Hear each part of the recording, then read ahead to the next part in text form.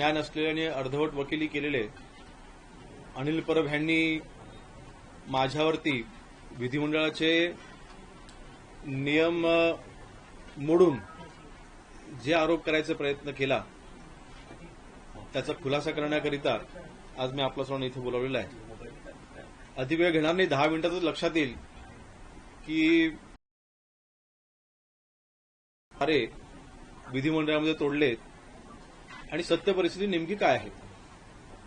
पहिला विषय जो त्यांनी घेतला तो म्हणजे माझ्यावरती महसूल राज्यमंत्री म्हणून मी वाळू चोरली, वाळू मी तिथे चोरणी विकली, माझ्याच जागेमध्ये तिथे वाळू सापडली, मग काहीतरी फोटो वगैरे दाखवले. पहिली गोष्ट. आणि अजून काही आरोप केले की माझे कार्यकर्ते तिथे वाळू उपसा करतायत, अनधिकृत वाळू उपसा करतायत, त्यांना माझं आशय आहे, त्यांनी माझा मिरवणुकीचा खर्च वगैरे केलेला आहे, असं त्यांनी माझ्यावरती जे आरोप केले. पहिला प्रश्न किंवा पहिला विषय, मंडणगड तालुक्यामध्ये महाप्रळजवळ महादेव नाला म्हणून आहे. या महादेव नाल्यामध्ये त्या आजूबाजूच्या शेतांमध्ये, घरांमध्ये, गावामध्ये, वाड्यांमध्ये अतिवृष्टीमुळे त्या नाल्याचं पाणी त्या गावात शिरतं आणि म्हणून तिथला गाळ हा उपसला गेला पाहिजे, तिथला गाळ हा काढला गेला पाहिजे, अशा पद्धतीची ग्रामपंचायतची मागणी. त्या ग्रामपंचायतच्या मागणीच्या आधारे 2022 ही मी जिल्हाधिकाऱ्याकडे रीतसर केली होती. जी काही कायदेशीर प्रक्रिया पूर्ण करून ज्या व्यक्तीने तिथे गाळ काढण्यासाठीची परवानगी मागितली त्या व्यक्तीला दिली. 23 ते 2024 या 1 ते 1.5 वर्षाच्या कालावधीमध्ये 500 ब्रासची रॉयल्टी ही 100 असं करून 500 ब्रासची रॉयल्टी भरून घेतली गेली. त्यांनी तो गाळ तिथे काढला आणि रीतसर कायदेशीर त्यांनी तिथे कारवाई केली. त्यानंतर पुन्हा ह्या मे महिन्यामध्ये तर पुन्हा 500 ब्रासची त्यांना परवानगी दिली गेली. विशेष म्हणजे ही 500 ब्रासची पुढची परवानगी देत असताना हायकोर्टाच्या आदेशाने ज्या अकीब मुकादम ज्या कार्यकर्त्याचं आमच्या तिथे नाव घेतलं गेलं, ह्या कार्यकर्त्यांच्या नावाने किंवा ह्या कार्यकर्त्यांनी हायकोर्टामध्ये जे अपील केलं त्या अपीलानुसार त्यांना तिथे हायकोर्टाची परवानगी मिळाली आणि हायकोर्टाच्या परवानगीनुसार 500 ब्रासची वाळू तिथे त्यांना रॉयल्टी भरण्यात आली. म्हणजे respondent number 4 directed to issue the royalty book for carrying out the permitted work, ही हायकोर्टाची ऑर्डर आहे. मे महिन्यामध्ये हायकोर्टाची परवानगी घेऊन त्यांनी वाळू नाही गाळ उपसा तिथे केलेला आहे. आता अर्थातच ह्या सगळ्या परवानग्या मिळाल्याच्या नंतर त्यांनी रीतसर तिथे कारवाई केली. त्यांचं अजून एक म्हणणं होतं की तिथे ईटीएसची मोजणी झाली, मग ईटीएसची मोजणीचा अहवाल अजून का आला नाही.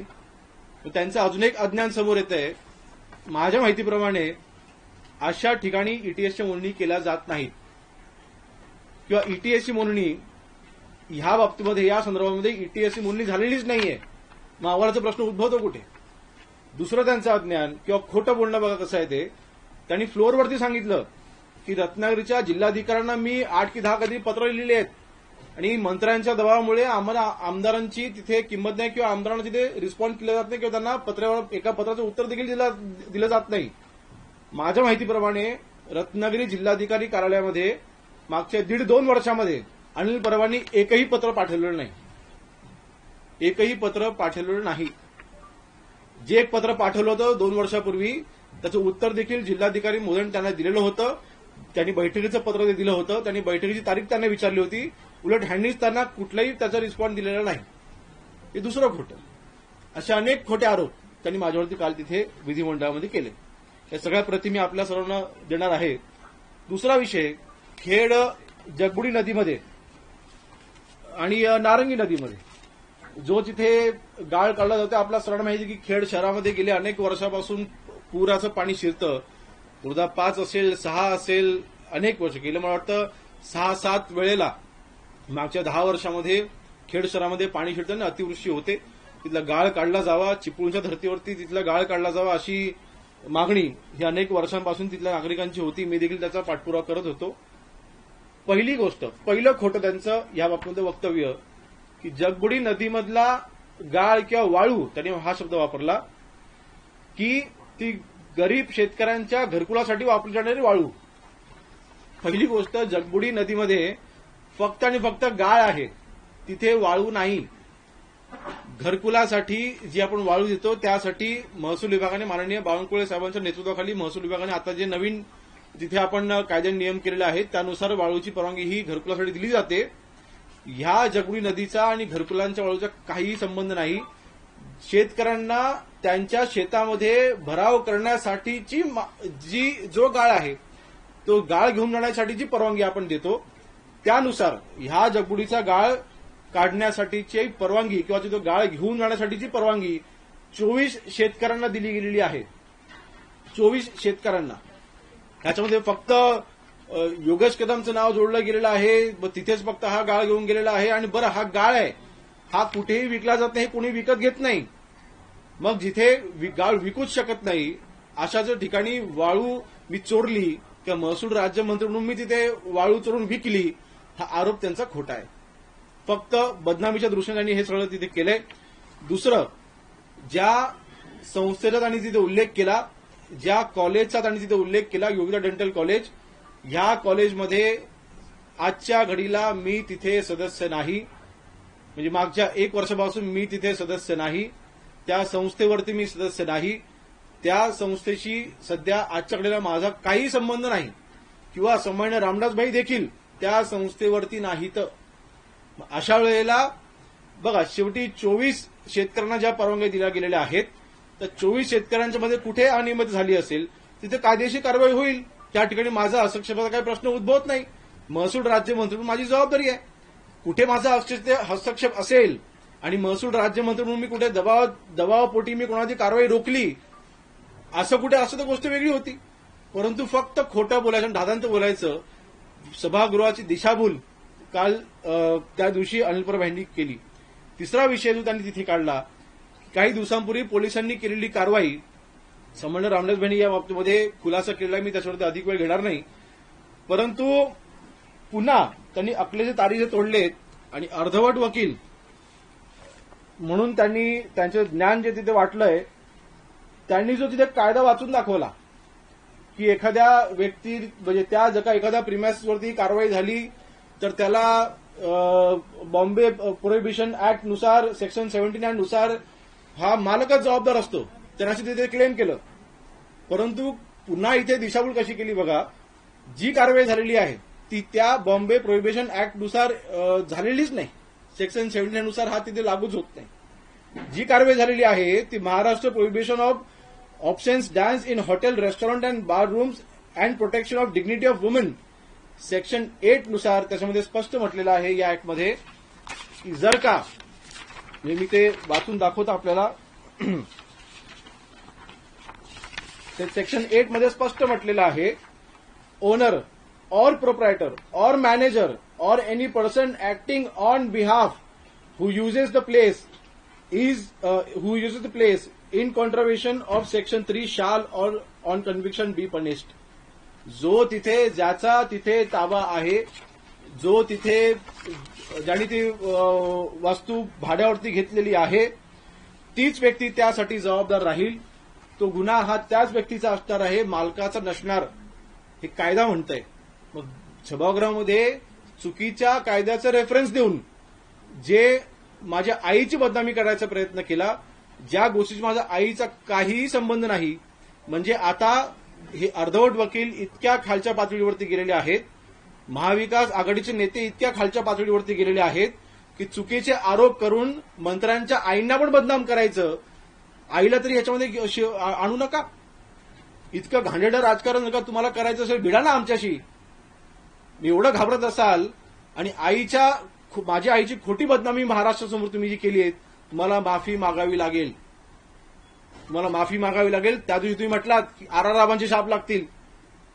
याच ठिकाणी काही दिवसांपूर्वी मी स्वतः पत्रकार परिषद घेऊन सांगितले, गृहराज्यमंत्री म्हणून महाराष्ट्रामध्ये अनधिकृत बार जे चाललेत त्यांच्यावरती कारवाई ही मी स्वतः सुरू केलेली आहे. अशा वेळेस जे काही म्हटलं जातंय, म्हणजे जर का माझ्या ह्याच्यामध्ये कुठला चुकीचा हेतू असता किंवा मला या गोष्टी लपवून ठेवायच्या असत्या तर मी कारवाई झालीच नसती. झालेल्या कारवाईवरती मी हस्तक्षेप केला असता. गृहराज्यमंत्री म्हणून आज जे माझ्याकडे पॉवर आहे त्याचा मी दुरुपयोग केला असता. तसं मी काहीच केलेलं नाही. मग अशा वेळेस जे काय त्यांनी तिथे शब्द वापरला त्यांनी सर्वोच्च काय शब्द वापरला तिथे? Conflict of interest. Conflict of interest अर्धवट वकिलांना कदाचित त्याचा अर्थ माहिती नाही. कॉन्फ्लिक्ट ऑफ इंटरेस्ट कशाला म्हणतात? जर का एखाद्या मंत्रिपदाचा उपयोग करून घेऊन तुम्ही स्वतःच्या कुटुंबियांना फायदा मिळवून दिला, ह्याचा फायदा कुठला झालाय? कुठे फायदा झालाय? म्हणून फक्त बदनामी करायची आणि आमच्या कदम कुटुंबियांचं नाव खराब करायचा प्रयत्न करायचा, माझ्या आईचं नाव खराब करायचा तुम्ही प्रयत्न जो केलेला आहे, तुम्हाला 100% महाराष्ट्रामध्ये सगळ्या माता भगिनींचे शाप लागतील. आर-आर-बाबांना माहिती, आर-आर-बाबा वरून पाहत असतील. एक गृहराज्यमंत्री म्हणून त्यांना माझ्याकडनं जे काम अपेक्षित ते मी करायचा प्रामाणिकपणे प्रयत्न करतोय. महाराष्ट्रामध्ये अनधिकृत बार रोखण्यासाठी मी जी मोहीम चालू केलेली आहे, मागच्या जर का तुम्ही एक दीड महिन्याचं तुम्ही आलेख घ्या, महाराष्ट्रामध्ये नवी मुंबई असेल, मीरा भाईंदर असेल, या ठिकाणी अनधिकृत बारवरती आपण ज्या कारवाया केलेल्या आहेत, आपण धडक कारवाई आणि अग्रेसर कारवाई केलेल्या आहेत. आणि आज पुन्हा एकदा सांगतोय की या अशा सगळ्या गोष्टीने मी कधी डिस्टर्ब होत नसतो. आज गृहराज्यमंत्री म्हणून जी माझ्यावरती जबाबदारी आहे ती पार पाडत असताना ह्या कारवाया अजून कडक मी करणार आहे. या अशा कारवाया, या अनधिकृत बारच्या ज्या वरती कारवाई आहेत त्या अजून आम्ही गांभीर्याने घेऊन अजून त्याच्यामध्ये अग्रेसर मी स्वतः त्याच्यामध्ये उतरणार आहे. दुसरं, माझे कार्यकर्ते वाळूपसा करतायत. आता कशा पद्धतीने हायकोर्टाच्या परवानगीने ते तिथे काम करते हे मी पाहिलंय. आता माझ्या मिरवणुकीमध्ये माझा कार्यकर्ता जर का अधिकृत व्यवसाय करत असेल, हायकोर्टाच्या परवानगीने व्यवसाय करत असेल आणि त्याचे तुम्ही आमच्यावरती आक्षेप घेत असाल आणि बदनामी करत असाल तर आम्ही ते सहन करणार नाही. मग तुमचे कार्यकर्ते काय करतायत? अनिल परब ह्यांचा केबलचा व्यवसाय मुंबईमध्ये आहे. मग त्या केबलच्या व्यवसायामध्ये त्यांच्यासोबत कोण कोण गुंड जोडले गेलेले आहेत ह्याची देखील माहिती आपण दिली पाहिजे. अनिल परब केबलचा व्यवसाय हाताळत असताना त्यांचे जे सहकारी आहेत, त्यांची अशी काही लोक आहेत, त्यांचे असे काही कार्यकर्ते आहेत जे गुंडगिरी करून वसुली करतायत. मग त्याच्या बाबतीत तुम्ही काय बोलणार आहात? आज गृहराज्यमंत्री म्हणून त्या सगळ्याची देखील चौकशी आम्ही करणार आहोत. आपल्याला माहिती असेल काही दिवसांपूर्वी विधिमंडळामध्ये गुरुवारच्या दिवशी एक लक्षवेधी लागली होती. मला वाटतं शेवटच्या दिवशी लक्षवेधी लागली होती. त्याचं उत्तर मी दिलं होतं गृहनिर्माण मंत्री महोदयांच्या बिहाफवरती. आणि त्यावेळेस प्रेमनगरमधली एक झोपडपट्टी पुनर्विकास वसनाचा प्रकल्पाचा विषय तिथे आला होता. आपण त्याची माहिती घ्या. तिथे ज्या पद्धतीने लोकांना फसवलं गेलंय, 103 कोटीचं भाडं 2016 पासून थकवलेलं आहे आणि त्याच्या भूमिपूजनाला अनिल परब स्वतः गेले होते. त्यांच्या कार्यकर्त्यांवरती 10 दिवसापूर्वी तिथे गुन्हा दाखल झालेला आहे. ती जी स्कीम ज्या पोलीस स्टेशनच्या अंडर आहे त्या पोलीस स्टेशनमध्ये अनिल परबच्या जवळच्या कार्यकर्त्यावरती गुन्हा दाखल झालेला आहे. पण त्याच्याबद्दल तुमचं काय म्हणणं आहे? त्यांच्यावरती 25-25 लाख खाल्ल्याचे आरोप आहेत. आणि कदाचित मला शंका आहे, आम्ही चौकशीचे आदेश मी त्या उत्तरामध्ये दिले, कदाचित त्यामध्ये शंका आहे की अनिल परब देखील त्याच्यामध्ये सामील आहेत. मग अशा वेळेला एक बोट जेव्हा तुम्ही दुसऱ्याकडे दाखवताय, 3 बोटं स्वतःकडे ह्याचं तुम्ही भान ठेवा. आणि जे माननीय शिंदे साहेबांनी काल सांगितलं, काचेच्या घरात राहणाऱ्यांनी दुसऱ्यावरती दगड मारू नये. आम्ही जर का सुरुवात केली, सत्तेचा दुरुपयोग करायला आम्हाला कोणी शिकवलेलं नाही, पण कायदा कुठे मोडीत काढला असेल तर त्याच्यावर कारवाई करायला देखील आम्ही पुढे मागे पाहणार नाही. आणि म्हणून मला वाटतं जे काही सभागृहामध्ये तिथे विषय मांडले गेले ते दादांत खोटे आणि फक्त महायुतीच्या नेत्यांना बदनाम करण्याकरता योगेश कदम म्हणून मी आज पुन्हा एकदा सांगतोय, जे काही 3 प्रकरण त्यांनी सांगितली, या तिन्ही प्रकरणामध्ये प्रत्यक्ष किंवा अप्रत्यक्ष योगेश कदमचा काडी मात्रही संबंध नाही.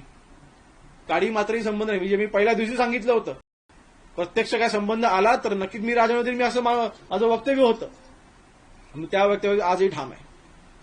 प्रत्यक्ष अप्रत्यक्ष त्यांनी तुम्ही सिद्ध करून दाखवा ना, गोल गोल गोल फिरवून. म्हणून मला वाटतं जे काही मी आता हे सांगितलं हे सगळे कागदपत्र मी आपल्याला देणार आहे. कशा पद्धतीने सभागृहाची दिशाभूल केली आणि विशेष म्हणजे मी आज पुढच्या 2 दिवसामध्येच माननीय सभापती महोदयांनी आणि अध्यक्ष महोदयांना मी पत्र देणार आहे की त्यांनी 35ची नोटीस दिल्याशिवाय मी सभागृहामध्ये अनुपस्थित असताना त्यांनी हे सगळे आरोप माझ्यावरती मंत्री म्हणून केलेले आहेत, जे नियमबाह्य आहेत, ते रेकॉर्डवरून काढण्यासाठी मी सभापती महोदयांना आणि त्याच्यावरती रीतसर नियमानुसार कारवाई करण्यासाठी मी सभापती महोदयांना स्वतः पत्रव्यवहार करणार आहे आणि त्याची कारवाई करण्यास सांगणार आहे. आणि विधिमंडळामध्ये अनिल परब ह्याच्यावरती मी हक्कभंग देखील दाखल करणार आहे. तुम्ही काही दिवसांपूर्वी अनधिकृत डान्सबारवर कारवाई केली होती, मध्यरात्री धाड टाकली होती, तो एक प्रकरण किंवा तशा प्रकारची कारवाई तुम्ही गृहराज्यमंत्री म्हणून करताय, म्हणून हा आरोप विरोधकांकडून किंवा रामदासभाई सातत्यानं मातोश्रीवर पण टीका करतात. हे दोन तीन कारण असू शकतं ना. सामान्य रामदासबाईंनी जी शंका व्यक्त केली, जो संशय व्यक्त केला, 28 तारखेला मला वाटतं 28 तारखेला नवी मुंबईमध्ये जे काही मी पुढाकार घेऊन कारवाई करायला लावली अनधिकृत बारवरती नवी मुंबईच्या, त्याच्यानंतर 2 दिवसानंतर नवी मुंबईमधील असतील सीपींडे असतील, मुंबईमधील सीपींडे असतील, तिथल्या वरिष्ठ अधिकाऱ्यांनी बैठका घेतल्या आणि कारवाईचे आदेश दिले की अशा पद्धतीने आपल्या मुंबईमध्ये गृहराज्यमंत्र्यांच्याकडनं कारवाई होता का, म्हणून आपण सुमोटो कारवाई करा, पुन्हा अग्रेसिव्ह कारवाई करा, अशा पद्धतीचे आदेश दिले गेले. आता ह्याच्यामध्ये ह्या लोकांना काय तिथं खूप मला कळत नाहीये. जे झालेल्या कारवाईवरनं माझं आईचं नाव तिथे घेऊन जे काही राजकारण करायचा प्रयत्न केला जातोय, आमची कुटुंबियाची बदनामी करून, मग ही कारवाई त्यांना थांबवायची आहे का? अनिल परबांना ही कारवाई थांबावी अशी त्यांची इच्छा आहे का? मी तर गृहराज्यमंत्री म्हणून कारवाई करायला लावली ना, मी कुठे थांबवायला लावलेली आहे? मग कॉन्फ्लिक्ट ऑफ इंटरेस्ट आला कुठे? आणि म्हणून जी रामदासबाईंनी शंका व्यक्त केली ती योग्य आहे.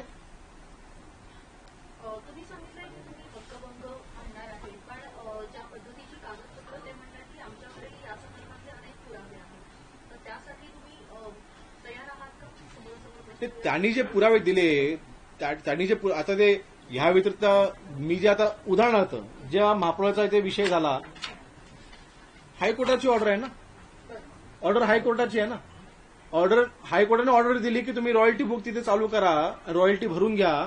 त्यानुसार तहसीलदारांनी रॉयल्टी भरून घेतली, त्यानुसार त्यांनी तिथे गाळ काढला. ते रितसर ते तिथे कायद्यानुसार कारवाई करतायत. बरं, माझं म्हणणं स्पष्ट आहे, ती प्रोसिजर पूर्ण होत असताना जरी समजा माझा कार्यकर्ता असेल, त्या कुठे कायद्याची पायमल्ली केली असेल, तसं कारवाई रितसर व्हावी ना. मी कुठे कारवाई थांबवलेली आहे? आणि तसे मी कुठे कारवाई थांबवलेली आहे याचे पुरावे त्यांनी द्यावेत ना. त्यांनी असे पुरावे द्यावेत. माझा थेट हस्तक्षेप महसूल राज्यमंत्री म्हणून माझ्या पदाचा दुरुपयोग केलेला त्यांनी दाखवावा ना. आणि म्हणून मला वाटतं बघा, शेवटी माननीय मुख्यमंत्री मोदयांनी चौकशीचे ह्याच्यामध्ये जे काही आदेश दिलेले आहेत त्यानुसार चौकशी होईल. जे काही निष्पन्न होणार ते होणारच आहे. शेवटी अनिल परबला माफी मागावी लागणारच आहे. असं बघतो का शिवसेनेचे जे आमदार असतील, मंत्री असतील, त्यांच्यावर आरोप होताना दिसले, संजय शिरसाट असतील, प्रताप सरनाईक असतील, संजय राठोड असतील, त्यांच्या शेवटी तुमच्यावरती आरोप झालेले आहेत. काय कसं बघताय सर्व गोष्टीला? नाही, काही नाही. सत्तेच्या बाहेर गेलेल्याचं फक्त त्यांना पोटसून उठलं, दुसरं काही नाही. स्वतः मंत्री असताना, अनिल परब स्वतः मंत्री असताना त्यांच्यावरती अंडरवर्ल्डची कनेक्शन असल्याचे आरोप होते. हे ते विसरले का? म्हणून सत्तेमध्ये येऊ शकले नाही, स्वतःच्या घरात मंत्रीपद येऊ शकले नाही, ह्याचं त्यांना पोटसून उठलेलं आहे. दुसरं कारण काय असू शकते? आज तरुण मंत्री म्हणून माझी जबाबदारी आहे की माझा कारभार हा स्वच्छ असला पाहिजे आणि तो करायचा मी प्रामाणिकपणे प्रयत्न करतोय आणि यापुढेही करत राहीन. परंतु मला वाटतं फक्त राजकारण म्हणून, आमची बदनामी करण्याकरता म्हणून, सामान्य रामदासभाईंची बदनामी करण्याकरता म्हणून, आमच्या कदम कुटुंबियांची बदनामी करण्याकरता म्हणूनच हे फक्त राजकारण चाललं, दुसरं काहीही नाही. जास्त त्रास झाला का? आणि राजकारण आता अतिशय खालच्या पातळीवर नाही होणार ना. आईचं काही संबंध नसताना, माझ्या आईचा काही संबंध नसताना तिथे जर का अशा पद्धतीने माझ्या आईची बदनामी केली जात असेल तर ती कशी सहन होणार? कुठल्याही मुलाला नाही सहन होणार, होऊ शकत नाही.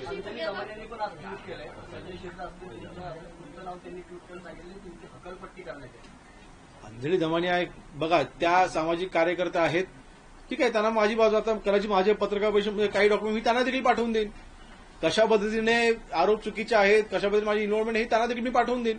त्यांना मी अतिशय जवळनं ओळखतो, त्या अतिशय प्रामाणिक आहेत, त्यांच्याकडे मी सगळे माझे डॉक्युमेंट पाठवून देईन. मला विश्वास आहे की त्या योग्य बाजू घेतील. यांना सुद्धा पाठवणार आहात या सेटची कॉपी तुम्ही अनिल परब यांना सुद्धा पाठवणार? त्यांच्याकडे सगळी कॉपी 100% असणारच आहे, पण सगळं दाबून ठेवायचं. स्वतःला हवं ते सोयीचे डॉक्युमेंट फक्त फोटो दाखवायचे, या कुठली गोष्टी दाखवायच्या नाहीत, ही त्यांची नीती आहे. म्हणून ते खोटं बोलतायत. म्हणजे गोष्टी माहित नाही असा भाग नाही, ते खोटं बोललेले आहेत. हे सगळं माहिती असताना देखील कशासाठी? योगेश कदमला बदनाम करण्यासाठी. आहे की अनिल परब यांचेही अनेक गुंडांचे वसुली करतायत. तुम्ही त्यांच्यासाठी काही कारवाई करणार आहात का, किंवा काही प्लॅन कसं असेल का ते वसुली करणारे आहात? आताच 10 दिवसापूर्वीच मगाशी मी जो उल्लेख केला, काही दुकान त्यांच्या कार्यक्रमामध्ये गुन्हे दाखल झालेले आहेत. संजय कदम म्हणून त्यांचा अतिशय जवळचा कार्यकर्ता आहे, त्याच्यात आताच काही दिवसांपूर्वी गुन्हा दाखल झालेला आहे. मग जे तुमचे स्वतःचे जवळचे कार्यकर्ते हे तिथे वसुलीच्या नावाने त्यांच्यावर गुन्हे दाखल होत किंवा जे काही कायदेशीर जी काही कारवाई झालेली आहे त्यांच्यावरती नेमकी जी काही कलमं आहेत ती मी आपल्याला माहिती देईन. परंतु जर का आणि त्यांच्यावरती मंत्री असताना देखील त्यांच्यावरती झालेले आरोप ह्याकडे देखील नक्की दुर्लक्ष करून चालणार नाही.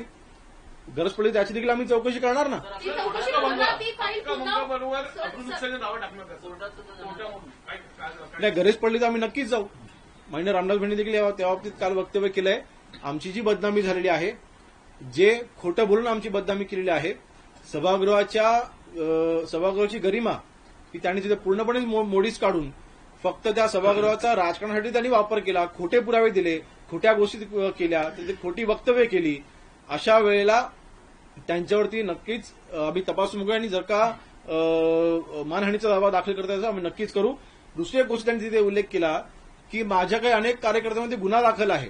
त्या जो महादेव नाला जो महापौरचा मंडणगडचा विषय होता, मागच्या 8 वर्षामध्ये म्हणजे जेव्हापासून मी दापोली मतदारसंघात सक्रिय झालेलो आहे तेव्हापासून त्यांच्यावरती एकही गुन्हा नाही. गुन्हेगार प्रवृत्तीचे लोक कोणाचे कार्यकर्ते आहेत हे आपल्या सर्वांना माहिती आहे, हे महाराष्ट्राला माहिती आहे. आणि म्हणून मला वाटतं माझ्या कार्यकर्त्यांवरती गुन्हे दाखल आहेत. त्या काही 2-3 त्यांनी कार्यकर्त्यांचं नाव देखील घेतलं. त्यांच्यावरती मागील 8 वर्षामध्ये काहीच गुन्हे दाखल नाही. तुम्ही गृहराज्यमंत्री म्हणून जी धडक कारवाई करतात योगेश सर, तुम्ही जी धडक कारवाई करतात त्याच्यामागे एक कंपू असा आहे का जो नाराज आहे आणि या पूर्ण प्रकरणामागे तो करता करविता आहे? नाही, मी अशांची फिकर मी करत नाही. मी ज्या कारवाया करतोय राज्यामध्ये त्या कारवाया चालू राहतील. मी अशा भीतीला मी कधी भीक घातलेली नाही. जे काही गृहराज्यमंत्री म्हणून मला अधिकार आहे त्या अधिकारामध्ये अनधिकृत चाललेल्या गोष्टींवरती माझी कडक नजर असणार, त्यांच्यावरती मी कारवाई करत राहणार. योगेश कदम यांच्या रडारवर आले. किती रुपयांचा मानहानीचा दावा? नाही, ते आम्ही वकिलांसोबत बसू आणि त्याच्यावरती आम्ही जे काही दावा करायचा आम्ही नक्कीच करू. जे काही आमची बदनामी झालेली आहे हे मात्र खरं आहे आणि त्याच्यावरती रितसर कारवाई आम्ही नक्कीच कायदेशीर करू. अनिल परब हे मातोश्रीच्या अगदी जवळचे मानले जातात. तुम्ही म्हणाला की त्यांचे केबलचे पण व्यवसाय आहे. मग अनिल परब आता योगेश कदम यांच्या रडारवर आहे. नाही, बघा, अनिल परब हे मी सुडाचं राजकारण मी कधीच केलेलं नाही. स्वतःच्या पदाचा उपयोग हा सूड उगवण्यासाठी करायचा, ह्यासाठी पदं नसतात, ही समाजसेवेसाठी असतात आणि त्यासाठी मी करतोय. पण जे काही केलेलं आहे त्यांनी, जे काही त्यांचं प्रकरण त्यांनी बाहेर काढायचा प्रयत्न केला हे फक्त आणि फक्त माझ्या बदनामी करता आहे हे स्पष्ट होते. सचिव आहेत, अनेक मंत्रालयीन अधिकाऱ्यांची फसवणूक झालेली आहे. तब्बल 18 अधिकाऱ्यांची एकूण 2.61 कोटींना फसवणूक झालेली आहे. हिरानंदिनी गार्डन प्रकरणात गृह विभागातील अप्पर सचिवांसह अनेक मंत्रालयीन अधिकाऱ्यांची फसवणूक झाली आहे. गुन्हा दाखल झालेला आहे. काय नेमकं पुढची कारवाई? त्याच्यावरती पुढची माहिती घेऊन आम्ही योग्य ती कारवाई आपण करू. त्याची मला पूर्ण माहिती नाही, पण माहिती घेऊन आम्ही कारवाई करू. अनिल परब ने जो आधे अधूरे वकील है, उन्होंने जो मेरे ऊपर अधिवेशन के सेशन के लास्ट डे पे जो मुझ पर आरोप किए, जो भी मैंने एक्सपीरियंस उसका दिया है, मैं फिर से बताऊंगा, सिर्फ मेरी और मेरी फैमिली की बदनामी करने के लिए उन्होंने आरोप मुझ पर किए हैं. As a revenue state minister जो मेरे अधिकार है, मैंने अधिकार का दुरुपयोग किया ऐसा उनका कहना था. लेकिन खेड़ हो या फिर मंडनगढ़ हो, स्पेशली मंडनगढ़ में जो उन्होंने वहां पे उल्लेख किया, वहां पे जो उन्होंने चीजें बताई, मेरे जो कार्यकर्ता ने वहां पे हाईकोर्ट की परमिशन लेके वहां पे जो भी वहां पे जो नाला था वहां पे जो चीजें निकालनी थी, ऑफिशियल परमिशन लेके उन्होंने वहां पे कार्रवाई की है. यहां पर कहीं पर भी मेरे पोस्ट का मैंने दुरुपयोग किया नहीं, ये बिल्कुल सिद्ध होता है. मैंने आज भी, मैं फिर से बताता हूं कि अगर मेरी डायरेक्ट इन्वॉल्वमेंट किसी कार्रवाई रोकने में अगर होगी तो मैं कार्रवाई को सामने जाने के लिए तैयार हूं.